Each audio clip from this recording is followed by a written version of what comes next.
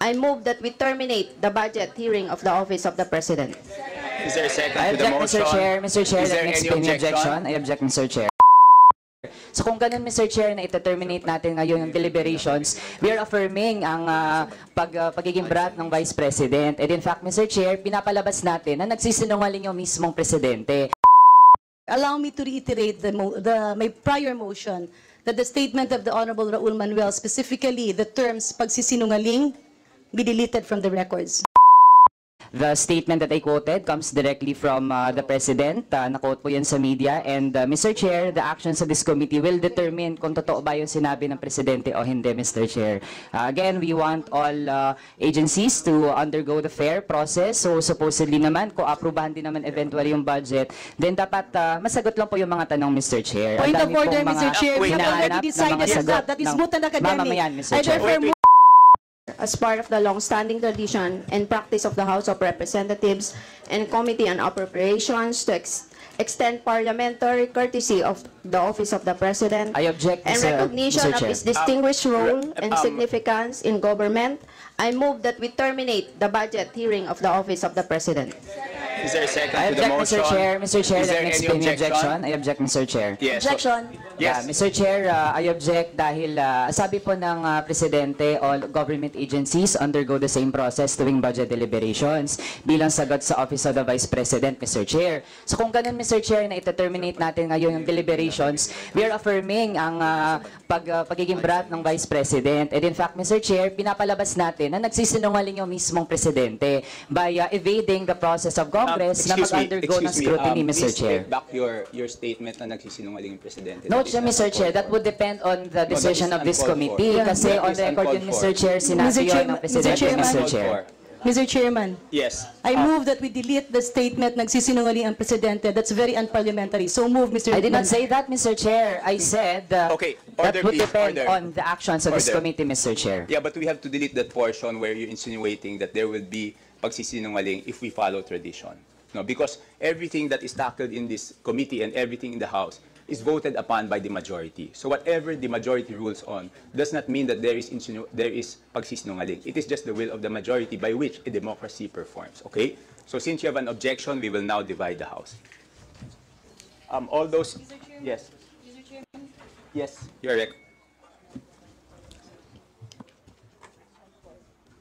Mr. Chair. Paki-off sandali. Mr. Mr. Chair. Chairman, there are two pending motions. So we are tackling the first motion, just to be clear. Point of order, Mr. Chair. Yeah, one motion at a time. Thank you, Mr. Chair. The first motion is the motion of the Vice Chair, Congresswoman Ching Bernos, to extend the parliamentary courtesy and terminate the briefing of the budget of the Office of the President. All those in favor, please raise your hands. Please have a hand count.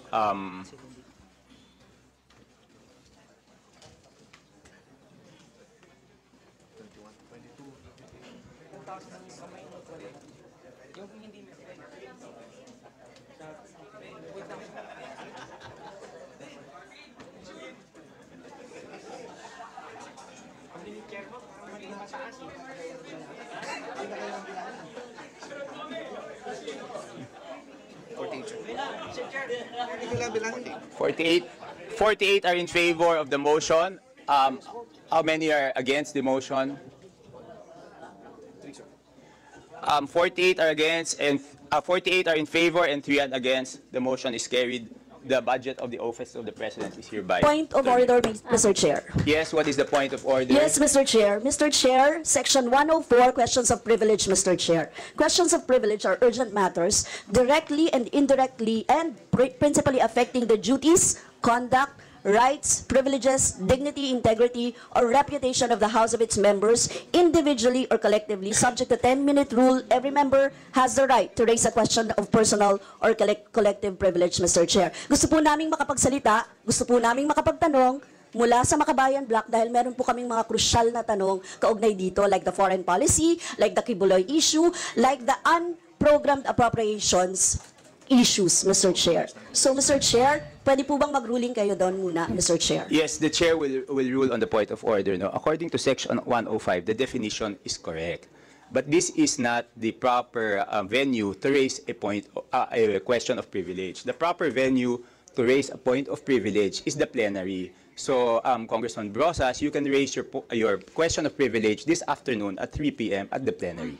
Mr. That is Chair. the ruling of the chair. Mr. Chairman, I have a Mr. pending Chair, I'm motion. appealing. Point of order, Mr. Chair. I have a hold on, pending motion hold that on, should be hold on, ruled. hold on. So the chair has ruled on the point of order. Yes, Mr. Chair. I am appealing, Mr. Chair, kasi sinasabi po natin na kailangan sa plenary. But Mr. Chair, ang rules naman natin ay for all, Mr. Chair. So, we are appealing from the Makabayan Bloc na makapagsalita po at makapagtanong. Point Kasi of po, order, Mr. Chair. Hold I have a on. pending motion. She has the floor. We will let her finish, then I will recognize Congressman Jarin. So we will let Congressman Brosas finish. Yes, Mr. Chair. I am appealing to the Chair, Mr. Chair, na baguhin naman na magkaroon no, ng mga questions dito sa Office of the President, Mr. Chair. Gusto pong malaman ng taong bayan yung mga tanong na ito. Gusto po namin makapagsalita dito, Mr. Chair. So, Mr. Chair, can you rule on this also, Mr. Chair? Okay, as previously ruled by the chair, the proper forum for the question of privilege is the plenary. So I would like to recommend to the Honorable Arlene Brosas that if there is a question of privilege, to raise it this afternoon at 3 p.m. Mr. Chair, So the that is the appeal... That is the ruling of the chair, and that is the ruling on the appeal. Mr. Chair, Anyway, the appeal is subject for voting, Mr. Chair. No, the Congressman Rosas, wait, there is a pending motion. Now that I have ruled on your point of order, I will go back first to the pending motion of Congresswoman Garin. Mr. Chair. Yeah, Mr. Chairman, allow me to Hold on, reiterate. Okay, Mr. Chair. Sandali po, sandali po. Kasi kayo, kanina, Mr. Chair, you have, you asked for the votes. Opo. Noong mga nag-approve, Opo. terminate the, Opo. and we object. Can you give us time to explain our vote why we object, Mr. Chair? Teka po, sandali lang po. I will recognize first Congressman Garin, and then we will get back to you. Yes, Congresswoman Garin. Thank you very much, Mr. Chair. Allow me to reiterate my prior motion that the statement of the Honorable Raul Manuel, specifically the terms pagsisinungaling, be deleted from the records. There is a motion. Is there I any object, second Mr. to the Chair, and allow me to explain the objection. Again, kung babalikan natin yung Point records, of order, Mr. Chair, Mr. Chair. did not I have a claim. pending motion. Wait. Okay. Hold on po. So there is a pending motion. Is there any second to the motion? Is there any objection? Okay.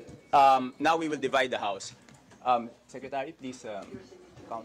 First, Mr. Chair, allow me to explain the objection Point before of we order, proceed to Mr. the Chair. vote, We Mr. need to Chair. divide the Even House. if We are plenary, not in the we count the plenary. votes first. Okay? Sige po. Please raise the hands of those in favor of the motion. 51 are in favor of the motion, and please count those who are against. 3 are against. The motion is carried. And now, Mr. Chair, allow me to explain why I voted no. Then again, Mr. Chair, the statement that I quoted comes directly from the President. Na-quote po yan sa media. And Mr. Chair, the actions of this committee will determine kung totoo ba yung sinabi ng Presidente o hindi, Mr. Chair. Again, we want all agencies to undergo the fair process. So supposedly naman, kung aprubahan din naman eventually yung budget, then dapat masagot lang po yung mga tanong, Mr. Chair. Point Ang of dami order, pong mga Mr. Chair. We have hinahanap already na mga decided sagot that is ng moot and academic. mamamayan, Mr. I Chair. therefore move. Wait, hold on. Let us let Congressman Manuel proceed. Yes, Mr. Chair. Kasi nga hanggang ngayon nag-exist pa rin yung National Task Force LCAC, which has already been the target, Mr. Chair, of Point of calls order, for Madam abolishment, Chair. Mr. Mr. Chair. Pero Hold on, isa ito sa mga grave Congressman questions na Gary, dapat sana na It's pag-uusapan not an natin. issue that's being Mr. discussed Chair. now, Mr. Chair. Yun yung mga issues na gusto nating matanong, Mr. My Chair. But point we are of order, Mr. deprived Chair. of the The Honorable opportunity Manuel because is of these discussing proceedings. matters. Point of order, Mr. Chair. He's out of order. We're not discussing NTF-El here. There was a motion that we terminate the budget briefing of the Office of the President. Duly seconded, objected, voted upon. I therefore move, Mr. Chair, that we go back to what is the agenda of this House. That has been terminated, duly seconded. I therefore move that we suspend consideration of the budget Mr. Chair. until 1:30 Session this is afternoon. So suspended. moved. Suspended. Chair,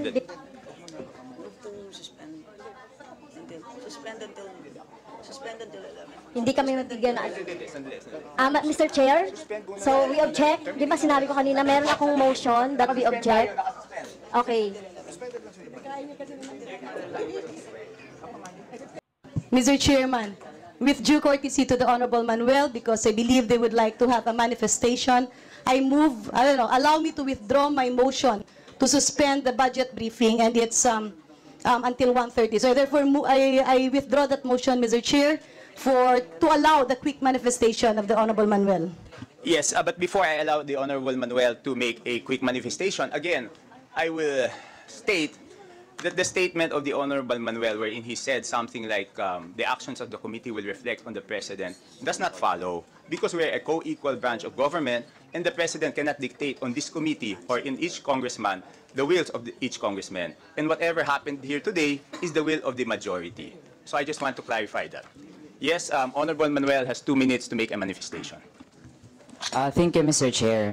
Mr. Chair, nandyan ang Office of the President to supposedly set the tone regarding the protection of the rights of people. And when we say rights, kasama po dyan yung economic rights ng taong bayan, commitments para taasan yung sahod na ating mga manggagawa, and of course, civil and political rights. Mr. Chair, while the current administration seeks to distinguish itself na hindi na daw ira ng kadiliman sa ngayon, pero Mr. Chair, the actual experiences of the Filipino people say otherwise. At yun sana yung gusto nating matanong para masagot ng Office of the President. Why is it that from July 2022 to June 2024, Mr. Chair, ang dami pa ring violations, 42,000 victims ng forced evacuation, 105 victims ng extrajudicial killings, 75 victims ng frustrated EJK, 145 victims ng illegal arrest and detention, 63,000 victims ng indiscriminate firing, 44,000 victims ng bombings, and 3,400,000 victims of threat, harassment, and intimidation, Mr. Chair.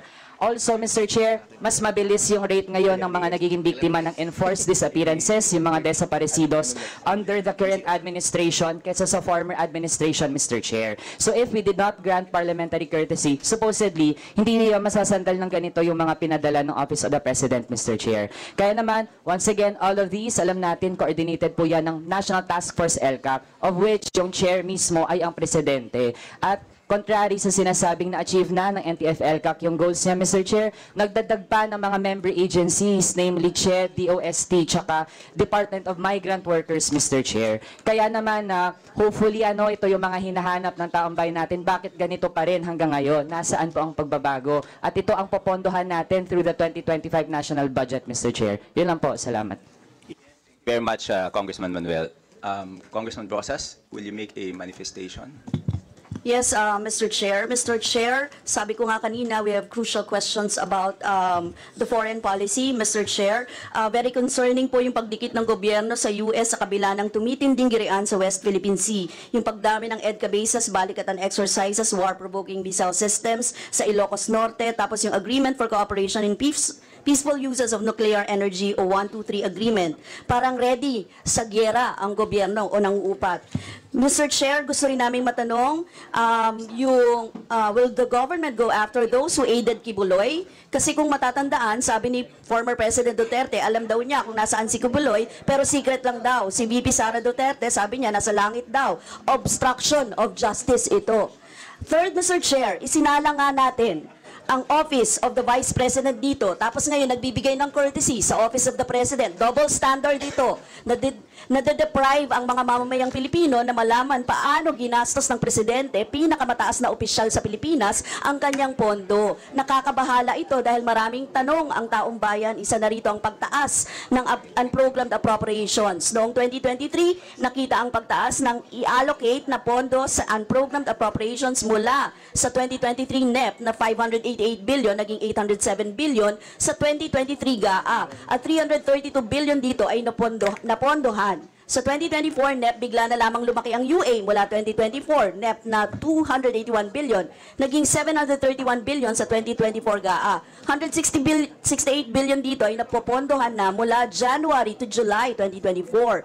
The amount generated for the UA under Marcos Jr. in 2023 was equivalent to the total UA generated during the 5 years of former President Duterte. Dinagdag din ang GOCC excess funds bilang isa sa mga magpupuno ng UA. In-expand ang mode ng UA. Unang beses ito ginawa. Actually, wala ito sa 2024 NEP version. Dinagdag lamang sa Bicameral Conference Committee. Maharlika 2.0 ba ito? sa 2024 UA provision, sinasabi na may top priority na paglalaanan ng unprogrammed funds. Pero nakalagay din sa UA provision na pwedeng i-modify ang order ng priority. Ibig sabihin, pwedeng unahin pondohan nang makokolekta sa UA ang infrastruktura, depende kung anong sabihin ng Presidente. Imbes na nasa regular item, dapat personal benefits at ang budget para sa public health emergency benefits and allowances para sa healthcare at non-healthcare workers, nilagay ito sa UA. Kung ganon, nasa discretion ng Presidente kung saan ilalagay ang pondo sa ilalim ng UA. Pwedeng manipulahin ang program at unprogrammed funds para magkaroon ng dagdag na source. Pork or presidential pork po ito. I've said this before, and I will say this again. This is about transparency and accountability. The Office of the President or every other agency is not exempted. Thank you, Mr. Chair. Yes, thank you very much for the manifestation, Congressman Brosas. Next would be Congresswoman Castro. Would you make a manifestation? Yes, thank you, Mr. Chair. So, nag-o-object tayo sa naging proseso, no? So, ginawa natin sa lahat ng agency na nag-interpellate tayo, kahit na sa Office of the Vice President, noong August 27, na ipinakita natin yung ating, no, yung ating mandato na dapat i-scrutinize, busisiin ang budget ng lahat ng ahensya. Walang exemption, kahit na Office of the President pa yan. Isa dapat sa mga itatanong natin, Mr. Chair, ay yung papalobong intelligence funds and confidential funds. So mapapansin natin, Mr. Chair, sa 10 billion na budget ng Office of the President, halos kalahati dito ay nasa CF at saka intelligence fund. So 4.56 billion. Okay, nagsimula ito, no, Mr. Chair, para sa history, nagsimula ito ng 2013, yung pagbibigay ng 2012, yung pagbibigay ng CF tsaka IF. Pero nung panahon ni Duterte, President Duterte, lumaki ito. Naging nung 2017, 1.225 yung CF, at saka 1.25 din yung confidential funds. Hanggang noong 2020, 2.25 yung IF at saka noong 2020 po ay 2.25 din yung CF. Ngayon, pinagpapatuloy po ng Administrasyong Marcos itong paglalaan ng confidential funds. Ginaya po, no? Napakalaki doon sa panahon ni President Duterte. So, hindi po ito dapat dahil hindi naman po ito yung yung trabaho, mandato ng ating Presidente or Office of the President. Last September 14, 2020, during the budget hearing of the Office of the President for the fiscal year 2021, Deputy ES for Internal Audit Bernardo said that the CIF of the OP was used on the following: Presidential Situation Room, National Anti-Money Laundering and Counter-Financing, National Cybersecurity Interagency Committee, Presidential Anti-Organized Crime, Philippine Center Anti-Terrorism Council and National Coast Watch, etc. So kung titignan naman po natin, no, ito naman, wala naman po ditong national security na involved. Nasasabihin lang yung mga activities, programs na pinanggamitan noong CIF. Kaya pwede po na matanong at masagot natin, meron bang mga naidagdag na mga activities dito na pwedeng malaman ng ating taong bayan, no? At tingin naman po natin, ito, sinasabi natin na kino-question natin yung 125 million na confidential funds na ibinigay natin doon sa Office of the Vice President. Pero gusto ko rin sana questionin, bakit pinayagan ito ng OP that time? So, yun lang po naman yung gusto nating tanungin. At itong yung latest, Mr. Chair, kaugnay doon sa ill-gotten wealth ng pamilya ng Marcos. May decision na kasi ang Supreme Court, no? At natalo ang pamilyang Marcos dito sa bid sa Poway Complex. Ano nang gagawin ng ating Pangulo? This is a Supreme Court decision. So ano ba yung maipapaliwanag niya sa ating mga kababayan? Kaugnay nito, no, more than sinasabi dito sa decision, Mr. Chair, yung laki ng 576,787 square meters na inari nung panahon ng dating Pangulo Ferdinand Marcos Sr. na dapat na maibalik dahil ito ay public land. Kaya na po yung magiging desisyon ng ating Pangulo kaugnay nito. So yun lang po, Mr. Chair, wala namang masama kung mag-interpellate tayo dahil ito ay may kinalaman sa ating sa ating budget pa rin, Mr. Chair. Thank you. Yes, thank you. Mr. Chair. Yes, before I recognize our Senior Vice Chair, Stella Kimbo, The manifestations of Congressman Manuel, and Congresswoman Brosas, and Congresswoman Castro are well taken. We thank you very much for your manifestations in order for the Office of the President to prepare the reply so that we can explain it fully during the plenary sessions. Thank you very much po. Umani naman ito ng iba't ibang reaksyon mula sa ating mga netizens. Ayon kay Porfirio Espinosa, itong mga congressman na ito, pinakita nyo lang ang tunay na kulay nyo, approved agad sa presidente samantalang sa VP nahirapan nyo. Pahayag naman ni Sheila Baz Alice, this is why Philippines is still poor because of the system that we have. Nakakahiya itong mga kawatan na ito. At ito naman ang saloobin mula sa ating kababayan na si Jeffrey Salvador, Garin kept on asserting that the subject matter raised by Manuel is beyond the subject matter being discussed. However, as to the OVP they were keep on digging the past budget. Double standard. Mga kababayan, feel free to comment below para maglabas ng saloobin sa balitang ito.